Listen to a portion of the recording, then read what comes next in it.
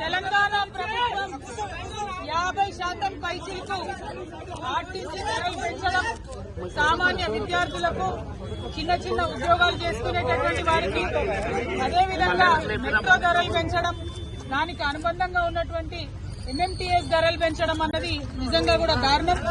ఎందుకంటే ఆదాయ మార్గాలను పెంచుతామని చెప్పి, ఉద్యోగాలు ఇస్తామని చెప్పి, అనేక కళ్ళబొల్లి మాటలు చెప్పి అధికారంలోకి వచ్చి 18 నెలలైనా కూడా ఆ కార్యక్రమాలు ఏం చేయకుండా కేవలం ఇప్పుడు మళ్లీ సామాన్య ప్రజల మీద భారం వేస్తూ ధరలు పెంచడాన్ని మేము చాలా తీవ్రంగా ఖండిస్తా ఉన్నాం.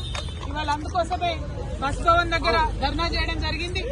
ధర్నా చేసిన ప్రతిసారి మమ్మల్ని అరెస్ట్ చేయడం కాదు, ఈ ప్రభుత్వానికి, ముఖ్యమంత్రి గారికి మేము డిమాండ్ చేస్తా ఉన్నాం, మీరు ప్రజల ఆదాయ మార్గాల్ని పెంచండి, ఆర్టీసీని కాపాడేటటువంటి ప్రయత్నం చేయండి. ఇంతకుముందు కేసీఆర్ గారు ఆర్టీసీకి ఎట్లయితే ప్రభుత్వం నుంచి నిధులు ఇచ్చి కాపాడిందో అట్లా చేయండి తప్పితే మీరు సామాన్య ప్రజల మీద భారం వేసి ఆర్టీసీకి ఆదాయాన్ని పెంచేటటువంటి కార్యక్రమాలు చేయడం శుద్ధ దండగా.